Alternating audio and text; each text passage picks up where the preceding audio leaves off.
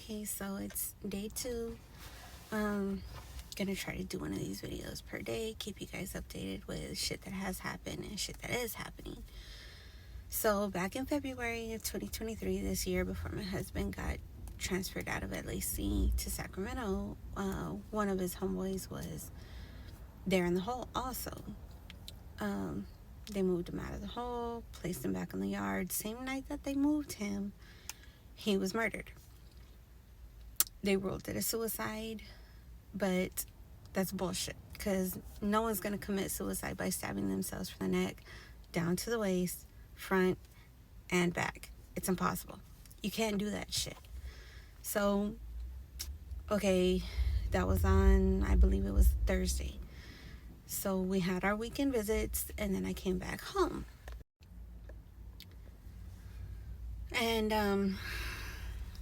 after I got home, I noticed that the kids who lived downstairs from me were outside, and the little girl was crying, so was her brother. And I'm standing there wondering, what the hell is going on? What happened? Are you guys okay? Well, it turns out that my husband's homeboy, who was just murdered, was their father. I never knew this. Had I known that that was their father, I would have taken them every weekend with me to visit so that they could visit their dad. However, I had no idea. So, they tell me their dad was murdered. They tell me how it happened. And I'm adding things up, because at that time, I don't know who their dad is. I don't know his name or anything. So the next day, I'm talking to the kids again, and they mention their father's name. It rings a bell. So I'm like, oh, okay, right? I don't mention anything to them, though. And then later that night, I'm on the phone with my husband, and I mentioned to my husband, I'm like, yeah, the kids from downstairs' father was murdered, and they ruled it a suicide. This is his name. So I tell him his name, and he's like, that homeboy that I told you about.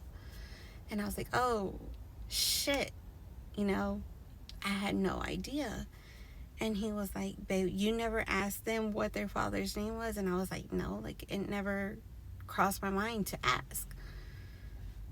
Not to be a bitch or anything, but I mean, if they wanted me to know, they would have told me. I'm not one to pry.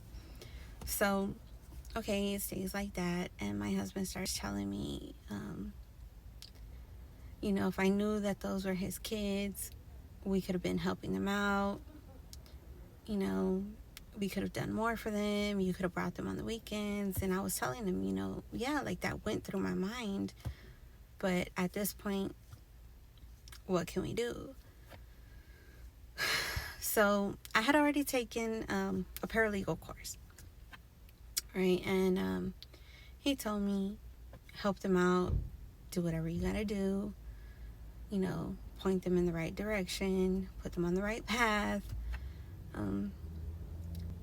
Let's help them get through this, because that was no suicide. It was murder. So I'm like, okay. Right? So they get a private investigator to investigate all of this. Turns out, yes, it was murder. Can they do anything about it? No, because they don't have the funds. So my husband tells me, all right, fuck it. Let's pay for it. We'll go ahead and pay for it, and then we'll go from there. So we did it, but they still ruled it a suicide. So legally on the coroner's report and all of that shit, it still says suicide. Although everyone knows it wasn't. So after that happened, they kept trying to get my husband to move from the hole back to the yard. That's when that shit was going on. And I I kept telling my husband, no, whatever you do, don't go, because I have this really bad sick feeling that you're next. Why are they so fucking persistent? It's not normal. It's not normal, Why the fuck would they be so pushy about it? So he keeps refusing and refusing and refusing and refusing. We piss off the captain, we piss off the lieutenant, and like I said in the first video, they try to use me and my daughter against my husband and tell him that, we wanted him to go back to the yard so we could have one more visit in person. And I'm, like I previously said, why one more visit? If he's going back to the yard, that means we can have nothing but visits in person. So why one more? Again, makes no fucking sense to me. It's just red flag after red flag after red flag. So, the captain goes to his door or whatever and tells him, you're going to go back to the yard. And he's like, no, I'm not. And then he tells him, he's like, okay, well, pack up your shit because you're going to be transferred out then. And my husband's like, yeah, no, I'm not going anywhere. And then the captain gets like really fucking pissed and starts telling my husband, this is my yard. I'm the captain of this building and of this yard and the entire prison, blah, blah, blah, whatever. And my husband asks him, like, what's your fucking name? So he tells my husband his name. And he's like, oh, so you're the motherfucker who lied to my wife. So the captain gets even more pissed off, turns fucking bright red, and walks out, right? Leaves my husband alone, whatever.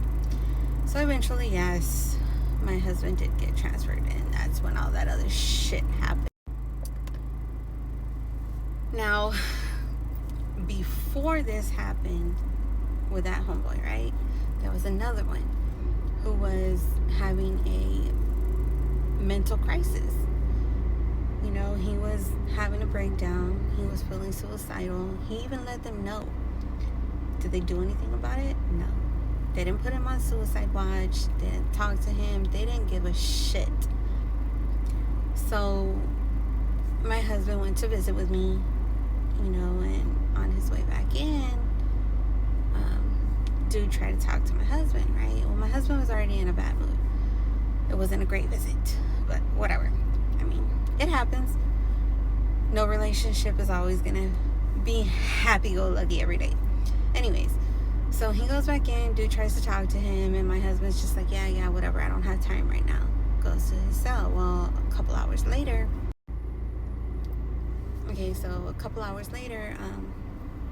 guy kills himself, right? And my husband's all torn up about this shit because normally he would talk to him, like I said, my husband is a good man, right? But even he goes through shit. We're all human. And it was just one of those days, everything was just off. And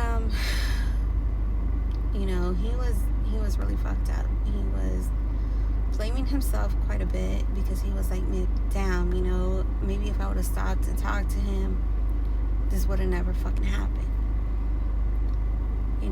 And I understand, like I completely see his point of view. I really do.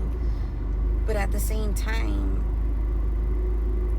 I mean, you can't just assume what a person is going through and assume that just, having a 2 or 3 second talk with them is going to change their mind, because pretty much once a person has their mind made up on that shit, it's made up, It's really hard to bring a person back from that point.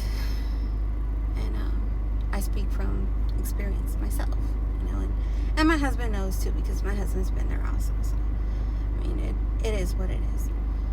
But yeah, I mean, he saw quite a bit of people not just commit suicide in that prison, but also be murdered in that prison, be set up in that prison, be jumped in that prison, have shit planted on them and then be accused of it and catch other charges, you know, falsified paperwork, all kinds of shit happen there. And I'm pretty sure it's still happening there. We'll find out, because like I said before, we're back there. So this weekend will be our first visits back at that facility, and we'll see how it goes. As far as the person who had been constantly harassing my daughter, myself, and you know, body shaming me and all of that shit, that person is no longer there. However, from what I've heard from other girls who still go to visit there, the person who replaced her is just as bad, probably worse. So we'll see how it goes.